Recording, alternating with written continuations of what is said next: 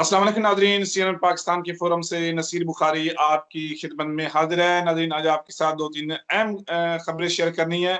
उससे पहले आपसे रिक्वेस्ट है, आप हमारा जो चैनल है CNN पाकिस्तान, इसको सब्सक्राइब जरूर कीजिएगा।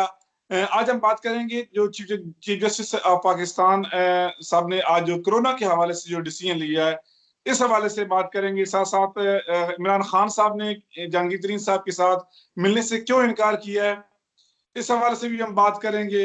फिर एक और खबरें पिछले दिनों, बल्कि एक दो दिन पहले गजवा हिंद के हवाले से, तालिबान के हवाले से एक खबर चल रही थी।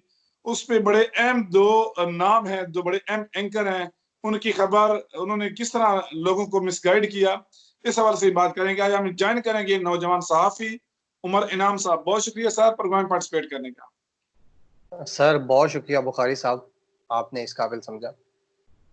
सर सबसे पहले आपसे डिस्कस करेंगे जो आज का दिन, जो चीफ जस्टिस ऑफ पाकिस्तान साहब ने कोरोना के हवाले से, बाजारों के हवाले से, शॉपिंग जो सेंटर हैं उनको खोलने का ऑर्डर किया, इस फैसले को आप किस नजर से देखते हैं? सर मैं तो बड़ा हैरान हूं कि फ्रांस, इटली, अमेरिका, उसके अलावा स्पेन, चाइना, जहां पर हजारों की तादाद में अमवात हो चुकी हैं, 30-30 हजार बंदे इस मूसी मर्ज जो ये वबा आई हुई है, इसका लुक्मा, इसके तहत लुक्मा अजल बन चुके हैं। लेकिन वहां पर ना किसी छोटी अदालत ने, ना किसी बड़ी अदालत ने किसी हुकूमत वाले को नहीं बुलाया। वहां पर चुप करके जज बैठे हुए हैं।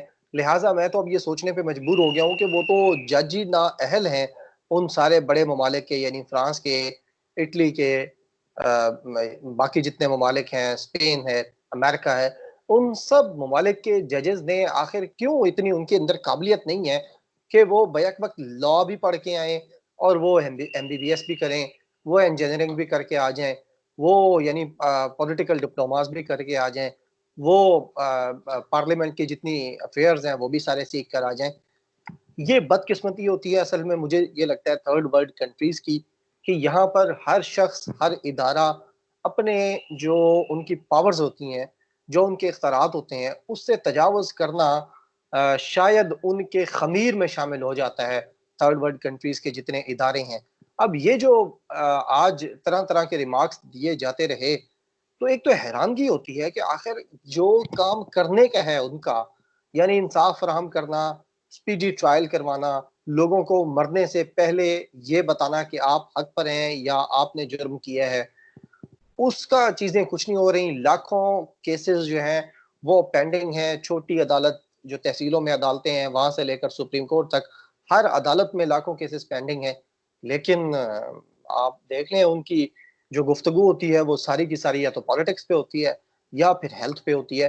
अब हेल्थ का ये जो मामला है ना बुखारी साहब, इस वक्त ये बड़ा एक नाजुक, आप कह लें, एक एक चीज है, जो एक सिस्टमैटिक चीज है, क्योंकि इसका रिलेशन साइंस के साथ है। आर्ट्स का कोई भी स्टूडेंट, आप जैसा, मेरा जैसा सहाफी भी उठ के अगर ये शुरू कर देगा कि हुकूमत को ये करना चाहिए, ये नहीं करना चाहिए, तो वो बड़ा अजीब हो जाता है कि हम इंटरफेरेंस कर रहे होते हैं। अब होता क्या है, अब WHO को पढ़ें। WHO ने जो रिकमेंडेशंस दी हैं लॉकडाउन की, वो क्यों दी हैं? अगर लॉकडाउन करना जरूरी नहीं है तो फिर पूरी दुनिया ने लॉकडाउन क्यों किया? फिर वुहान लॉकडाउन क्यों हुआ? फिर पूरा चाइना लॉकडाउन हुआ, फ्रांस लॉकडाउन हुआ, इटली हुआ, स्पेन हुआ। सारे कंट्रीज जो हैं वो उनके अंदर जाके लॉकडाउन किया गया है। अमेरिका के अंदर किया गया, अब ग्रेजुअली वहां से हटाया जा रहा है।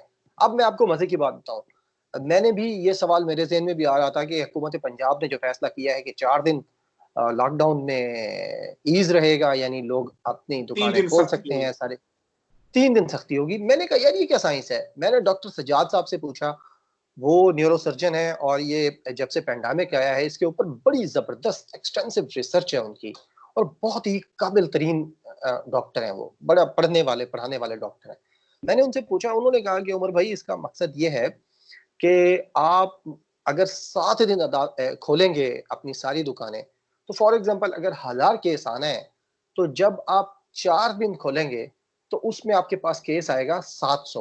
यानी बढ़ रहा है, बढ़ना है, लेकिन आपने कम से कम 300 केसेस हर हफ्ते कम किए, कंटेन किए, और उन 300 केसेस जो आपने कंटेन किए उसके साथ साथ आपने 4 दिन में लोगों को रोजगार भी फराहम किया, ताकि लोग जो है वो कोरोना से मरने के साथ साथ बेरोजगारी से, भूख से, अफलास से, गुर्बत से ना मर जाएं। इसलिए अगर हुकूमत कोई भी फैसला कर रही है, ये और उन्होंने मुझे बताया कि ये भी यूएन की रिकमेंडेशन है, ये भी डब्ल्यूएचओ की रिकमेंडेशन है कि आप मुकम्मल तौर पर ना खोल दें, आप स्मार्ट लॉकडाउन करें। और यही है वो स्मार्ट लॉकडाउन कि आप सुबह 9 बजे करते हैं और खोलते हैं, दुकानें खोलने की इजाजत देते हैं और शाम 5 बजे बंद कर देते हैं, ताकि जिसने जो चीज खरीदनी है वो उस टाइम के अंदर खरीद ले। अगर आप बिल्कुल ईज कर देंगे, 24 घंटे खोल देंगे, तो लोगों की साइकी भी तो होती है ना, आम आवाम की। एक डिसीजन मेकिंग बॉडी होती है जिसने डिसीजन लेने होते हैं, और एक आम आवाम होती है जिसने अपनी मर्जी से अपनी सोच के मुताबिक फैसले करने होते हैं। अब पाकिस्तान में वो आवाम भी है जो, मैं इधर गाँव आया हूँ तो मैं सुन के हैरान रह गया हूँ कि कोरोना तो है नहीं जी, कोरोना तो झूठ है, कोरोना साजिश है। अब यही इन मैं लोगों पूछा को था। भी आप इन लोगों को भी आपने कंटेन करना है। इन लोगों को भी आपने कुछ शर्म हया दिलाते हुए, खौफ दिलाते हुए रियासत ने कोई काम करने हैं। और अब बड़े शॉपिंग मॉल्स क्यों बंद किए गए थे? क्योंकि बड़े शॉपिंग मॉल्स में हजारों नहीं लाखों लोगों की रोजाना आमद होती है। अब कराची के जो बड़े शॉपिंग मॉल्स हैं, या लाहौर के हैं, या आपका सेंटोरस है इस्लामाबाद के अंदर, क्या ख्याल है, वहां पे 1 लाख बंदा रोजाना का नहीं आता? अगर आपने एक छोटी मार्केट खोल दी है, यानी F6 की छोटी मार्केट, F7 की छोटी मार्केट खोल दी है, G9 की आपने एक मुख्तसर मार्केट खोल दी है, तो वहां ज्यादा से ज्यादा एक ही एरिया के लोग आ रहे हैं। यानी वो कोई बड़ी मार्केट नहीं है जहां पर बड़े इलाके के लोग आएंगे। जो महदूद मूवमेंट है वो फायदा मंद है। लिहाजा रियासत क्या कर रही थी, रियासत महदूद मूवमेंट करवा रही थी। लेकिन ये जो अब कहा गया है पूरे शॉपिंग मॉल्स खोल दें, सारी दुकानें खोल दें, 24 घंटे खोल दें, हफ्ते एतवार को खोल दें, तो ये बेसिकली ऐसे एक टांग अड़ाने वाली बात है जो अदालत ने अड़ा दी है। अब क्योंकि बड़ी अदालत है, क्या कोई कुछ नहीं सकता। लेकिन ये एक सरासर ज्यादती है, और ये नहीं करना चाहिए था। इस तरह के रिमार्क्स भी नहीं देने चाहिए थे कि लोगों को नए सूट खरीदने हैं। भाईजान, इस वक्त जिंदगी अहम है या नए सूट अहम है? क्योंकि आपने लोगों को बताना है, आप रोल मॉडल हैं, आपने बताना है कि भाईजान नए सूट आप नहीं पहनेंगे तो अल्हम्दुलिल्लाह आपकी ईद हो जाएगी। ईद के ऊपर वाजिब नहीं है नया सूट पहनना, और वो भी उस वक्त जब वबा फैली हुई हो। अच्छा, उसकी अपनी मैंने थोड़ी जिंदगी। सी डिटेल भी पढ़ी है, जिसमें चीफ जस्टिस साहब ने अपने रिमार्क्स में फिर कहा भी है कि चूंकि एक तो बाकी जो खास तौर पे जो सेहत के हवाले से, जो जिस तरह इस्लामाबाद में पोलन का है उससे भी हजारों लोग मर रहे हैं, इस तरह जो बाकी बीमारियां उनसे भी लोग मर रहे हैं। तो ये इस तरह जिंदगी को जरा थोड़ी सी रूटीन में लेके आए। एक तो एक इसकी एक और वजह भी जो बता रहे हैं, जो मुख्तलिफ तजज़ियाकार बता रहे हैं कि ये फैसला ये अदालत में तब गया जब वफाक और सिंध का खास तौर पे आपस में टकरा हुआ, तो ये मामला जो है वो अदालत में पहुंचा। उमर भाई, हम दूसरी स्टोरी पे आते हैं। क्या वजह है कि इमरान खान साहब ने जहांगीर तरीन साहब को मिलने से इनकार कर दिया? सर, खान साहब ये समझते हैं, खान साहब के जो करीबी दोस्त हैं, जानने वाले हैं, जो पार्टी के अंदर बड़ा से रसूख रखने वाले लोग हैं, और खान साहब की आप कह लें किचन कैबिनेट है, उनमें से चंद लोग जो है वो मिलने गए थे जहांगीर तरीन को, जिसकी सरबराही जाहिर है परवेज खटक कर रहे थे, वजीर दिफा कर रहे थे। उनकी मुलाकात हुई जहांगीर तरीन से। जहांगीर तरीन के वही गिले शिकवे पुराने जो उनके पहले थे, और जहांगीर तरीन मिलना चाह रहे थे प्राइम मिनिस्टर से, ताकि मिलकर जो गलत फहमियां हैं या जो जहांगीर तरीन समझते हैं कि उनके खिलाफ गेम की गई है, वो उसके ऊपर शवाहिद पेश कर सकें प्राइम मिनिस्टर को और एतमाद में ले सकें। और लेकिन जब ये मुतालबा लेकर प्राइम मिनिस्टर की जानिब जाया गया, जितने लोग भी गए थे उन सब को प्राइम मिनिस्टर ने बड़े ही तहम्मुल के साथ, बुर्दबारी के साथ इनकार कर दिया, और कहा कि जब तक जो फोरेंसिक रिपोर्ट आनी है शुगर कमीशन की, जब तक वो नहीं आ जाती, जीआईटी की रिपोर्ट नहीं आ जाती, उस वक्त तक मैं जहांगीर तरीन से नहीं मिलूंगा। कि शायद ये ना कहीं तासुर जाए कि जो बंदा पहली इंक्वायरी में जिसको मोरद इल्जाम ठहराया गया है, उस शख्स को मिलकर आप जो प्राइम मिनिस्टर हैं वो कहीं लीड इंक्वायरी किया जाए करने बजाय वालों, जो तासर है हाँ आवाम में। हाँ, इंक्वायरी करने वालों को ये मैसेज ना जाएगा, देखें ये बंदा तो प्राइम मिनिस्टर तक इसका एक्सेस है, प्राइम मिनिस्टर से मुलाकात कर रहा है, लिहाजा हमने इस पे हौला हाथ रखना है। कहीं ये पूरी जो इन्वेस्टिगेशन है इसके ऊपर असरअंदाज ना हो जाए प्राइम मिनिस्टर की और जहांगीर तरीन की ये मुलाकात। लिहाजा यही सोचकर फिर प्राइम मिनिस्टर ने कहा है कि जब तक फाइनल रिपोर्ट नहीं आ जाती और उसकी रिकमेंडेशन के तहत फैसले नहीं कर लिए जाते, जो शुगर कमीशन की रिपोर्ट आएगी, फॉरेंसिक रिपोर्ट आएगी, उसके तहत फैसले नहीं हो जाते, उस वक्त तक मैं जहांगीर तरीन से नहीं मिलूंगा। बड़ी कोशिश की गई है हर तरफ से, जो उनके करीबी वज़रा हैं, बड़े वज़रा हैं, अहम असर रसूख वाले, उनकी भी कोशिशें थी कि मिलवाया जाए जहांगीर तरीन और प्राइम मिनिस्टर को, लेकिन प्राइम मिनिस्टर की तरफ से अभी तो इनकार किया गया है। और जहांगीर तरीन के साथ ये भी कोशिश की जा रही है कि वो आजम खान की सुलह भी करवा दें, क्योंकि जहांगीर तरीन ये समझते हैं कि आजम खान ने सारी गेम चलाई है और उनको टारगेट किया है। आजम खान के हवाले से जहांगीर तरीन ये तो कहते हैं कि आजम खान को हटा दें, लेकिन प्राइम मिनिस्टर अभी तक उनको हटाने के मूड में नजर नहीं आ रहे। अब ये दो बातें हैं जो जहांगीर तरीन के दोनों यानी मुतालबात थे या ख्वाहिशात थी, कि एक तो आजम खान उनसे माफी मांगे और उनको हटा दिया जाए, दूसरा खान साहब उनसे मुलाकात करें। फिलहाल ये दोनों चीजें, ना आजम खान को हटाने के ऊपर खान साहब राजी हैं, ना जहांगीर तरीन से मिलने पर राजी हैं। लिहाजा यही उम्मीद है कि अब तो रिपोर्ट आने के बाद ही मुलाकात होगी। उससे पहले जितने दोस्तों ने भी कहा है तो खान साहब ने मिलने से इनकार किया है। वजह यही थी कि जिसे खान साहब समझते हैं कि अभी तक वो जिसके ऊपर इल्जामात हैं, जो मुलजिम है, वो जब तक बरी नहीं हो जाता, जब तक उसको या सजा नहीं मिल जाती या फिर उसके ऊपर जो इल्जामात हैं वो खत्म नहीं हो जाते, उस वक्त तक उससे नहीं मिलना चाहिए। यही सोच के ये अच्छा फैसला है वैसे प्राइम मिनिस्टर इमरान खान का। उमर साहब, देखते हैं कि ईद के बाद इस हवाले से आगे क्या होने जा रहा है। सुनने में कुछ ये भी आ रहा है कि अपोजिशन की भी गिरफ्तारी होगी और कुछ हुकूमती ऐवानों की तरफ भी नजरें हैं कि उनमें से भी किसी न किसी शेख साहब भी इस हवाले से वो बार बार आपने सुना है कि मुख्तलिफ टीवी चैनल पे कह चुके हैं कि नैब जो है वो टार्जन बनने वाला है। आप देखते हैं कि ईद टार्जन के बन बाद जाएगा। क्या टार्जन बनेगा। हम तीसरी खबर की तरफ जाते हैं। दो बड़े एंकर, बड़े नाम सोशल मीडिया पे जो अपना उनका यूट्यूब चैनल भी है, डेली इंकशाफात बहुत ज्यादा करते हैं, उन्होंने लोगों को मिसगाइड किया है खबर के हवाले से, वो है गजवा हिंद के हवाले से। तो इस हवाले से हम सीधा आपसे जानना चाहेंगे वो कौन सी खबर थी जिसको उन्होंने पूरे लोगों में, जो उनके जो व्यूवर हैं, तो खास जो सोशल मीडिया पे हम जैसे और आप जैसे लोग जो करते हैं, उनके एतमाद को ठेस पहुंचाई है।